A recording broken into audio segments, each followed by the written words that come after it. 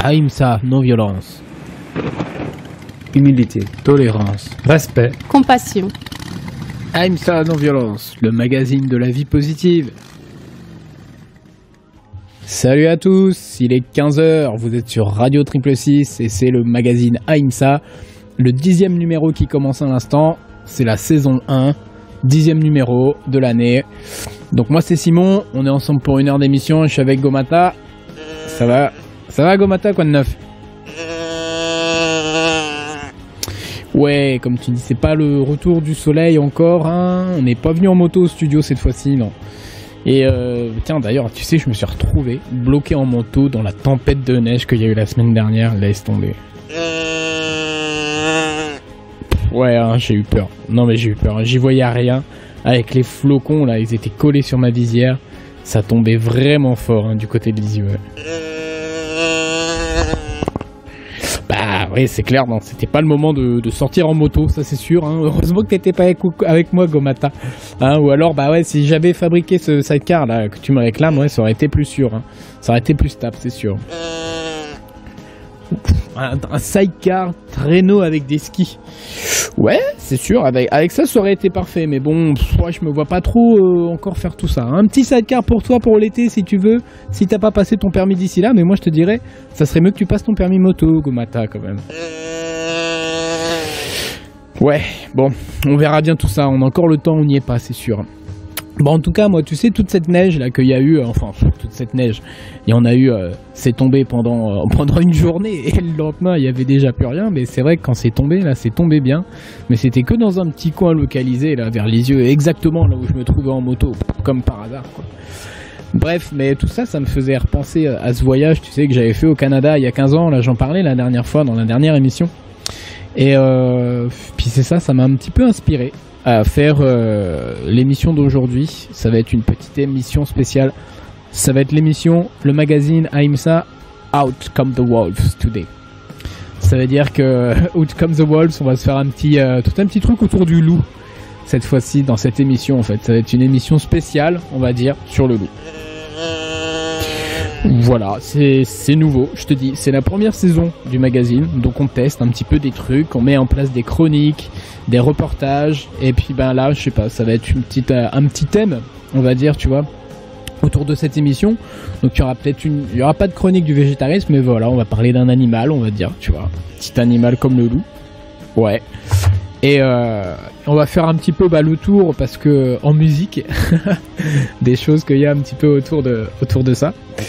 Et puis d'autres petites surprises, voilà, que je vais vous partager pendant l'émission.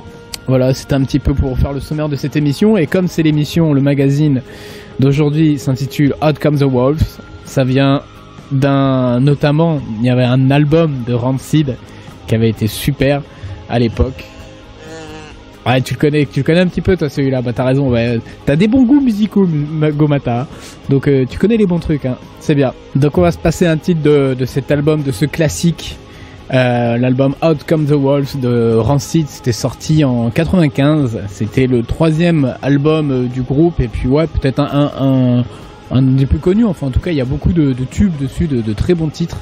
Et il avait commencé à avoir une vibes un peu plus ska en fait dans cet album. Alors on retrouvait déjà en fait des choses comme ça un petit peu ska aussi dans le groupe d'avant Rancid, où il y avait Tim Armstrong, Operation Ivy avec Tim Armstrong, c'est ça, hein, qui était à la guitare et au chant aussi, et après voilà il a fondé Rancid. Bref, c'était un petit peu ça pour l'histoire de ce groupe-là, qui est un truc assez incontournable quand même à écouter. Ah bref, assez de blabla, on va s'écouter le titre Roots Radical.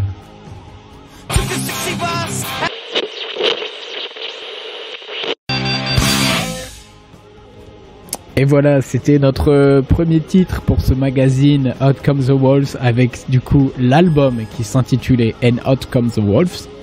Maintenant, on va continuer avec un groupe qui s'appelle City Sense, et on va écouter cette fois-ci le titre Out Come the Wolves. C'est sorti en 2014 sur leur EP The Last Boys. Voilà, donc Citizen, c'est un groupe qui vient de Suède, de Gothenburg, hein. Me demandez pas où c'est ce bled, je sais pas, mais voilà, c'est un groupe suédois. Ils ont sorti, il y a eu une petite actualité récente aussi, hein. En fait, ils ont sorti un album beaucoup plus long avec pas mal de titres dessus juste l'année dernière. L'album s'appelle Punk and Roll.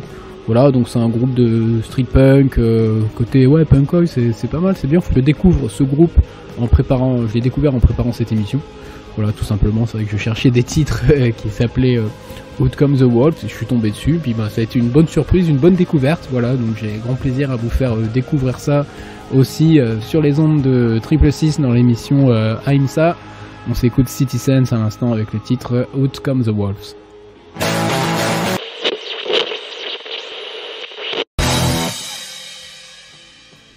Les Citizens à l'instant dans Aïmsa Non Violence. Vous êtes sur Radio Triple 6. T'es toujours avec nous, Gomata?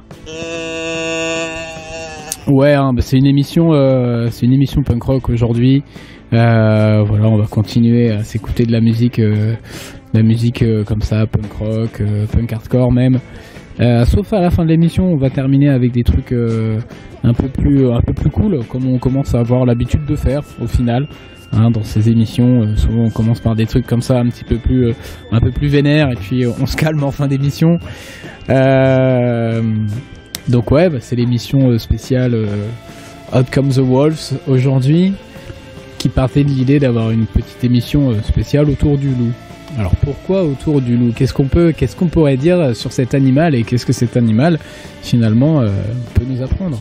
Parce que voilà, dans Aïmsa, même si on écoute des musiques énervées, on essaie quand même de trouver la zen attitude, de cultiver une positive mental attitude, et puis de trouver des choses qui peuvent un petit peu venir nous aider à devenir des bonnes personnes, tu vois. Je dis pas qu'on y est, mais voilà, Aïmsa, c'est fait pour ceux qui veulent se diriger vers l'intégration de ces 4 valeurs de base qui sont les 4 valeurs aussi du motto ministry Aïmsa Non Violence, qui sont humilité, respect, tolérance et compassion. Donc voilà, ces 4 qualités, c'est des choses que si on arrive à les intégrer dans notre vie, on se sent beaucoup mieux. Voilà, par expérience, un petit peu ce que j'essaie de cultiver, et ce qui m'aide beaucoup dans ma vie, moi personnellement. Et des fois, pour s'aider d'aller dans cette direction-là aussi, c'est d'observer dans la nature un petit peu ce qu'il y a. Et en observant le comportement de certains animaux, justement, on peut trouver beaucoup de sagesse. C'est un petit peu le principe, tu vois, des animaux totems.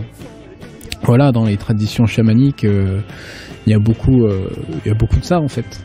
Des animaux totems qui viennent nous apporter leurs enseignements, leur médecine.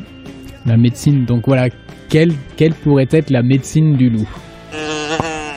La peur? Non, c'est pas la peur, Gomata. Bon, c'est vrai, je comprends que toi ça peut te faire peur, le loup, parce que voilà, il y en a certains qui vont attaquer des troupeaux, mais alors bon, ça reste quand même quelque chose d'assez minime, d'assez mineur en fait. Mais voilà, on a toute une image en fait autour du loup, et le loup a été très diabolisé finalement pour ça, et tué et éradiqué en fait, par cette peur, la peur du loup. Voilà, c'est bien connu, la peur du loup. Hein, on a tous des contes et tout ça qui font référence à ça. Donc c'est vrai qu'à l'époque, je sais pas, au Moyen-Âge, disons que tu te promenais dans les forêts en France, de tomber sur des loups, tu devais pas non plus faire le malin. Mais ça a amené les gens aussi il y a toujours eu des prédateurs comme ça dans la nature en fait, et c'est ça qui formate un petit peu qui amène l'homme à se retrouver, à former société. Que ce soit les difficultés dues à l'environnement naturel, hein, au climat, aux choses comme ça, ou aux animaux qu'il y a autour. Voilà, l'homme a toujours dû devoir s'entraider pour vivre ensemble et pour survivre en fait, à faire face à toutes ces choses, ces défis, disons, que la nature lui met en face, quoi. Et le loup a aussi a vraiment un instinct social très très fort, une vie sociale très très forte en fait. Donc c'est un petit peu une chose que le loup finalement peut nous apprendre aussi, c'est comment à vivre en groupe, à vivre en société. Donc on en parlera un petit peu plus tout à l'heure dans cette émission. Et il y a aussi la vie en couple. Tu sais, Gomata, que le loup en fait c'est un de ces animaux qui a une partenaire. un partenaire. Voilà, pour les loups femelles, ils ont un partenaire, bref. Et donc le loup est un animal qui vit en couple en fait. Ouais, hein, ouais. C'est vrai que c'est peut-être pas très connu, mais en fait le loup a un partenaire et il garde le même partenaire tout au long de sa vie. Voilà, il y a d'autres animaux hein, aussi qui sont comme ça. Il me semble que tu as certains oiseaux, hein, le corbeau peut-être, non ? Et du coup, le loup est un de ces animaux en fait qui vit comme ça, et un de ses aspects, une de ses qualités, peut-être on pourrait dire, ce serait la fidélité. Le loup, c'est quelqu'un de très fidèle, et c'est ce qui lui donne en fait sa liberté. C'est pour ça que le loup, tu vois, on a souvent cette image du loup solitaire, mais le loup, il est pas solitaire du tout en fait, puisqu'il a en fait sa famille et son couple et toute sa famille, tout son clan avec lui dans le cœur. Et il sait que le loup est fidèle. Et c'est cette fidélité en fait qui lui donne sa force et qui lui donne la possibilité comme ça de sortir en fait, si tu veux, de son clan pour aller vers les autres, parce qu'il sait qui il est, il sait qui est sa famille, et c'est ça, cette chose-là, cette fidélité qu'il a pour les siens et que les siens ont pour lui, qui lui donne sa force et qui lui permet d'aller loin tel un loup solitaire. Mais c'est ça pour moi la vraie médecine du loup solitaire, c'est pas le loup isolé, non, c'est le loup fidèle qui connaît sa famille et qui a la force de toute sa famille, de son clan. Ouais, on aime bien le loup. Tu vas commencer à apprécier le loup, toi aussi, Gomata. Bon, on va continuer avec un petit titre. Tiens, on va se passer. Donc, on a eu l'album Out Comes the Wolf, le titre Out Comes the Wolf, et maintenant, ça va être le groupe Out Comes the Wolves. Donc, ouais, peut-être qu'ils tirent leur nom justement de cet album de Rancid, hein, parce que voilà, c'est un album qui a quand même marqué toute une génération, cet album là. Donc là on va s'écouter un groupe qui vient d'Espagne. Alors je sais plus s'ils sont de Barcelone ou de Madrid, je crois qu'ils sont de Madrid. Donc le groupe s'appelle Out Comes the Wolves, c'est un groupe de hardcore. Cette fois-ci c'est pas très punk rock, c'est plutôt du hardcore old school influencé par ouais, tous ces vieux trucs des années 80, Negative Approach, Black Flag, Youth of Today, voilà, tous ces groupes-là. Donc on va s'écouter un titre de leur album, ouais, de leur album, c'est le seul album qui est sorti. Il y a 11 titres dessus. On va se mettre le titre Still Seeking Straight. Donc voilà, c'est un groupe straight edge hein, aussi. Ils avaient sorti 2 autres EP après ça, puis voilà, ils ont pas fait grand-chose, mais je trouve ça bien classe comme groupe, j'aimais beaucoup. Donc voilà, c'est pour ça que je l'ai mis dans cette playlist aujourd'hui. C'est un petit, il m'a pas mal influencé aussi pour faire cette émission d'aujourd'hui, ce groupe-là. Donc c'est avec grand plaisir que je mets un de leurs titres. Voilà, donc on s'écoute le titre Still Thinking Straight du groupe, cette fois-ci Out Comes the Wolves.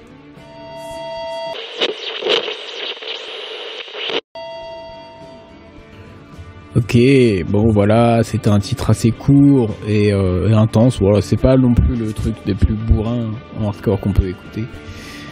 Vous êtes toujours à l'écoute de Radio 666, le magazine AIMSA, l'émission Out Comes the Wolves.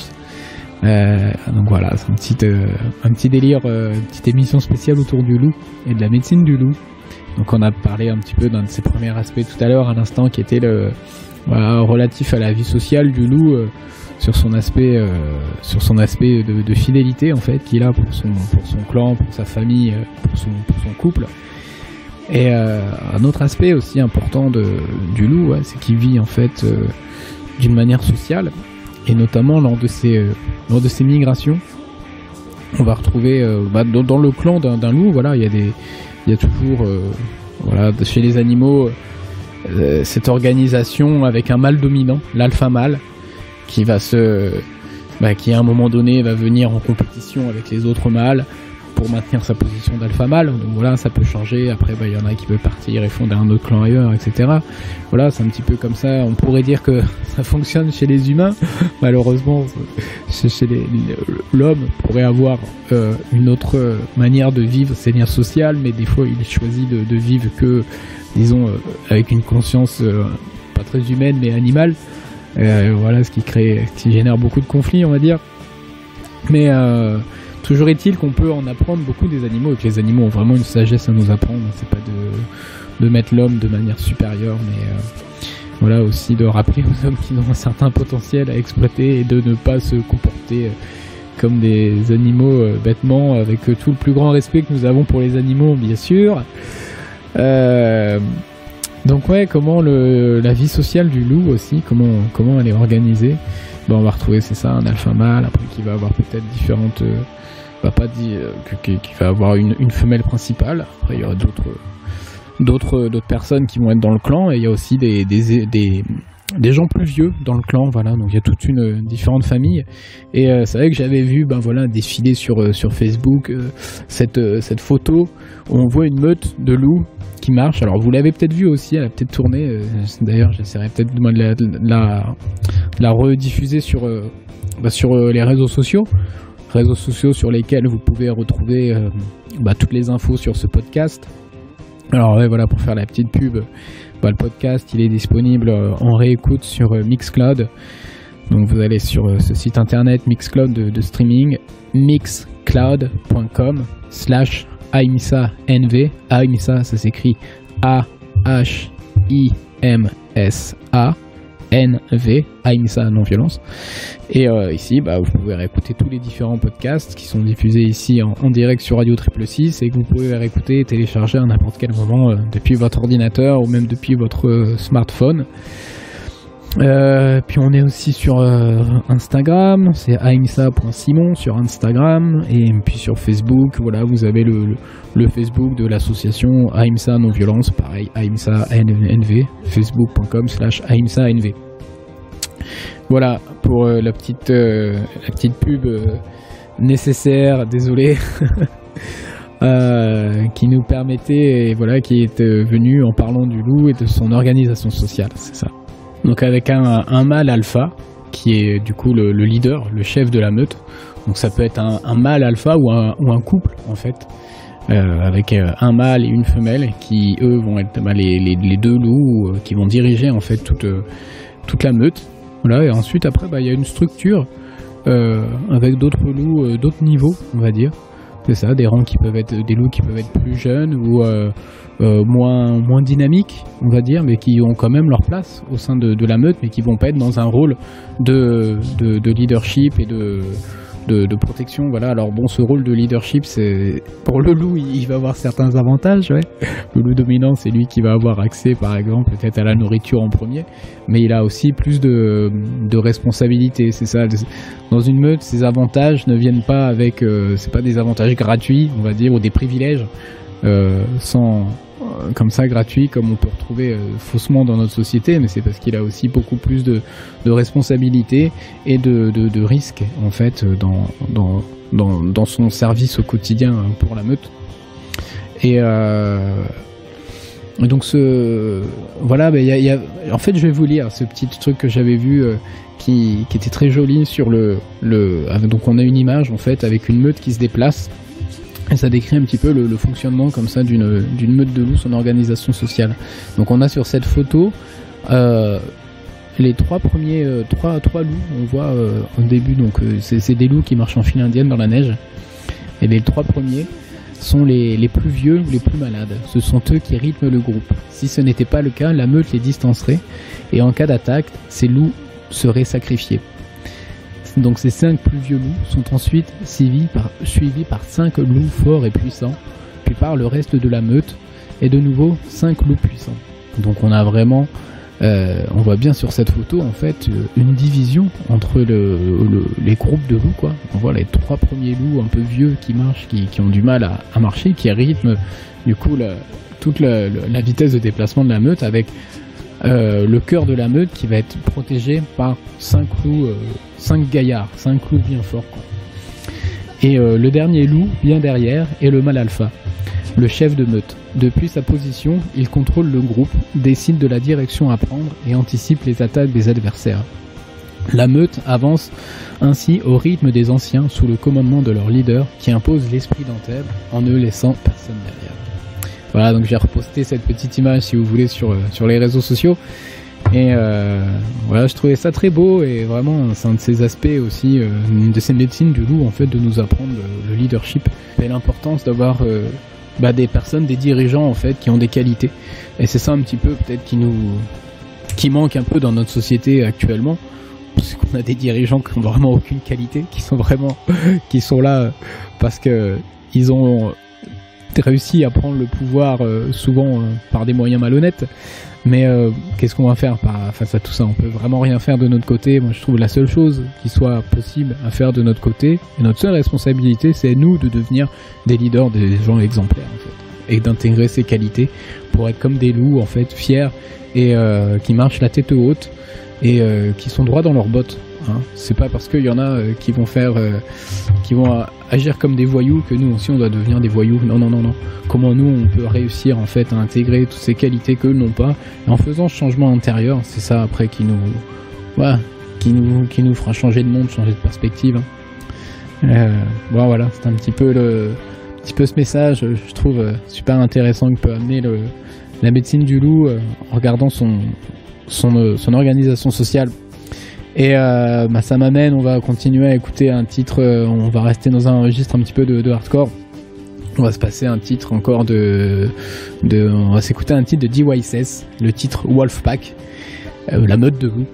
Voilà, ce titre il est vieux, ça a été sorti en 80, donc là DYSS c'est un des premiers groupes de hardcore dans la région de Boston, il venait de Boston. Donc ce titre, c'était dans les années 82, 83, donc très très vieux, hein, vraiment dans les débuts de la scène américaine. Il y avait ce titre excellent, Wolfpack, j'aime beaucoup. Et à l'époque, ils étaient super jeunes, les mecs du groupe, hein, ils avaient 15-16 ans je crois quand ils jouaient, hein. Donc voilà, toute cette scène a été vraiment très émergente, très très jeune. Et ils ont continué après à sortir certains albums, mais pour moi ça reste un truc assez mythique, celui-là, DYSS, cet album Brotherhood, et le titre Wolfpack qu'on s'écoute à l'instant. Vous êtes à l'écoute de Ahimsa sur Radio 666.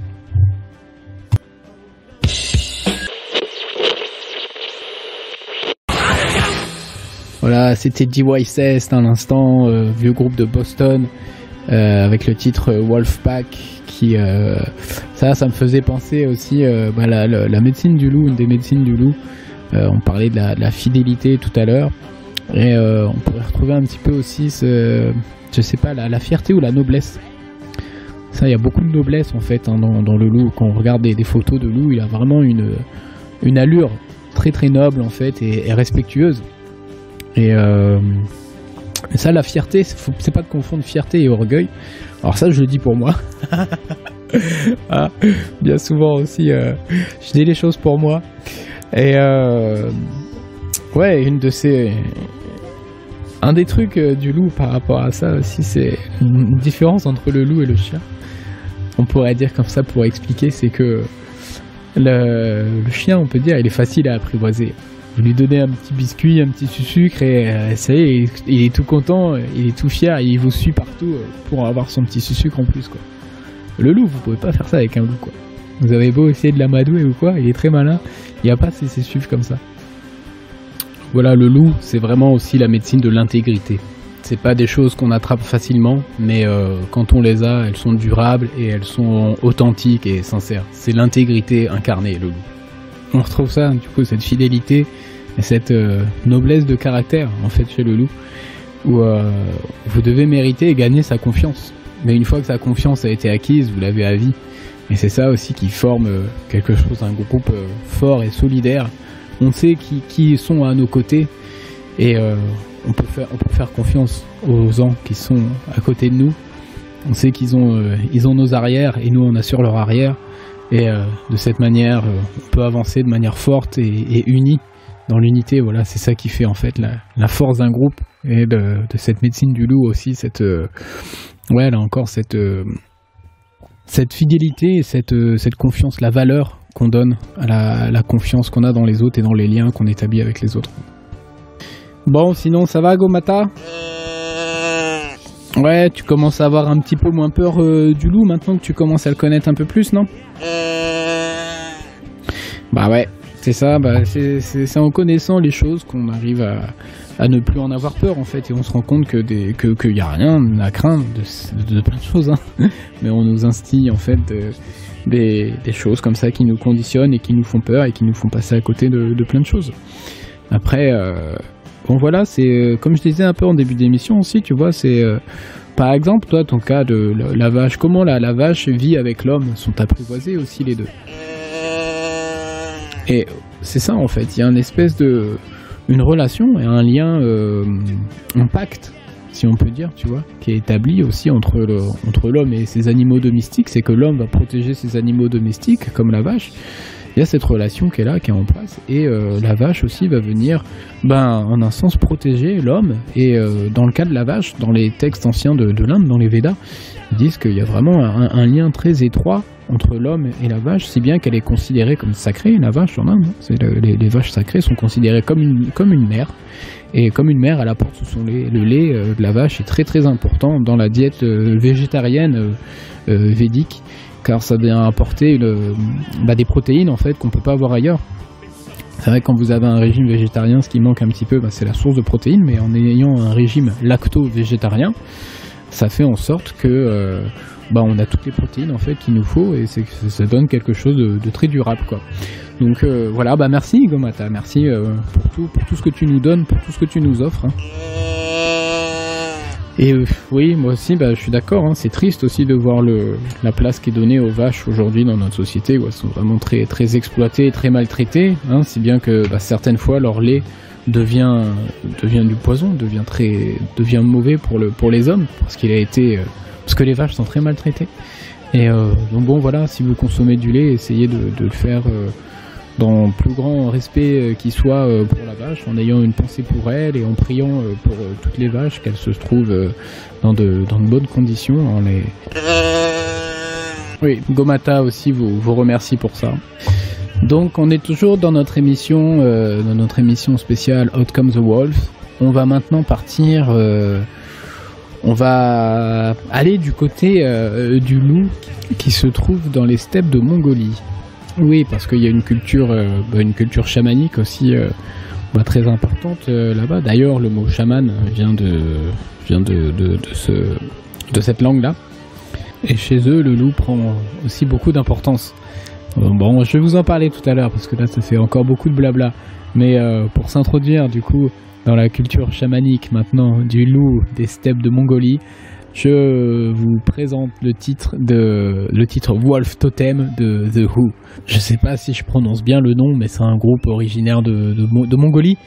Un groupe de métal, de folk metal. Voilà, ils jouent vraiment avec des instruments traditionnels mongols et aussi avec ce chant typique de Mongolie, vous savez, le chant guttural. Donc voilà, j'ai trouvé ça mixé comme ça du métal. On n'a pas écouté souvent de métal encore dans ces émissions, mais j'avais bien kiffé ce groupe quand je l'avais découvert avec ça, mettant en pratique le throat singing, qui qu'on peut retrouver pas mal aussi dans le métal, mais d'une manière peut-être un peu moins, disons, traditionnelle et un peu moins belle. C'est vraiment beau. On va finir en fait l'émission avec de la musique un peu plus comme ça. Mais là tout de suite, on s'écoute le titre Wolf Totem de The Who.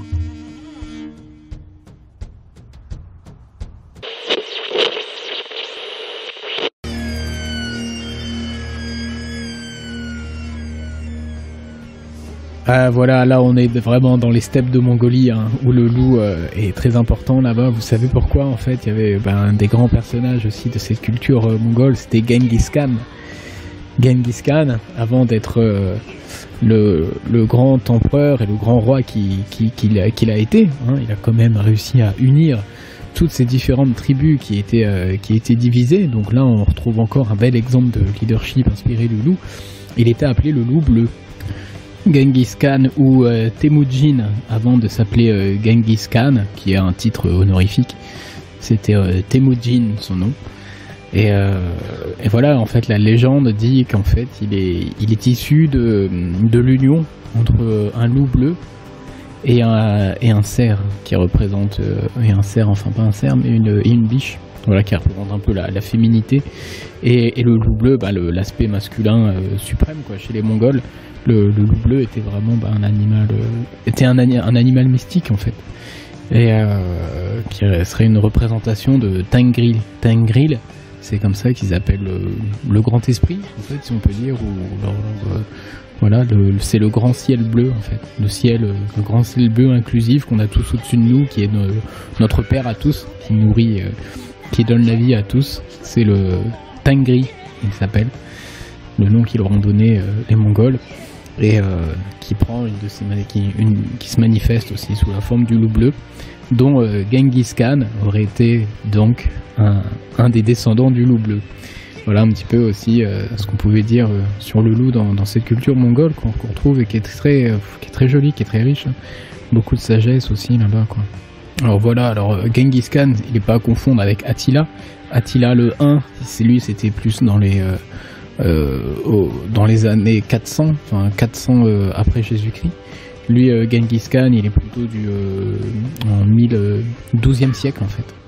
Donc voilà, c'est une autre temporalité, ils viennent du même endroit, mais c'est pas les mêmes personnages, hein, que ça soit clair. Il y a un très beau livre, Le Loup Bleu, qui est la biographie un petit peu de Genghis Khan, voilà. Si ça vous intéresse un petit peu plus de connaître toutes ces histoires. Et les terres qu'avait conquis Genghis Khan, ça a été le plus grand empire jamais conquis, hein, qui avait quand même réussi à réunir et à unifier. Et ça allait jusqu'en Europe, hein, jusqu'en Hongrie, il me semble. Hein. Et d'ailleurs, je regardais ça l'autre fois aussi en Hongrie, il y a un petit peu des restes de cette influence mongole qu'on retrouvait beaucoup là-bas et qui est toujours vécue en fait à travers l'archerie. Je m'étais intéressé un petit peu à ça, au tir à l'arc à cheval. Et on a Kasai Laros, qui est un archer et cavalier de Hongrie, qui a recréé en fait tout un village comme ça où ils vivent un petit peu comme dans le temps, avec toutes les traditions et surtout en fait l'archerie qui est mis comme un art martial, le tir à l'arc à cheval. Et c'est impressionnant. Hein. On les voit, ils tirent des flèches à une vitesse, une flèche toutes les secondes.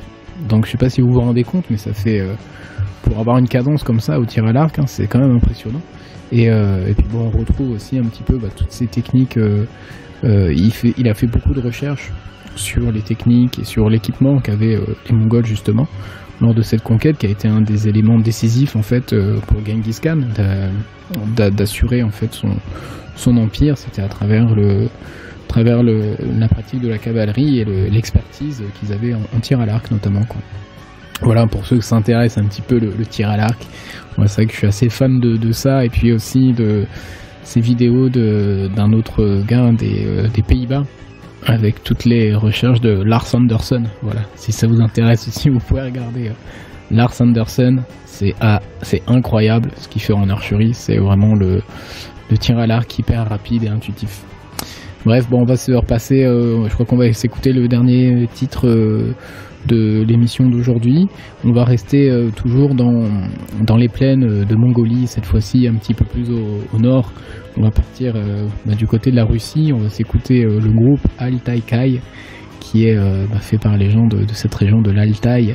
Donc c'est encore de la musique traditionnelle. Cette fois-ci plus traditionnelle, c'est pas un mix moderne comme The Who qu'on a écouté tout à l'heure. Là c'est vraiment de la musique folklorique de l'Altaï, avec ce chant guttural et des très très beaux instruments faits avec des violons, des guitares en crin de cheval. Voilà, ces titres, on s'écoute un titre d'Altai Kai. Je vous invite à aller voir aussi d'autres vidéos si ça vous plaît d'eux. Vous pouvez aussi regarder le groupe Unurtu, voilà, qui est un groupe très connu aussi dans ce style de musique. Et le morceau qu'on s'écoute, il s'appelle Kai Kozong.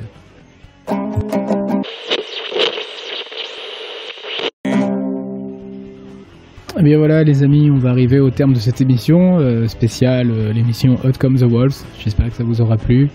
Moi c'était un truc nouveau pour moi à faire, j'ai trouvé ça très sympa. J'espère que vous avez pris aussi autant de bon temps à l'écouter que moi j'ai eu à le faire.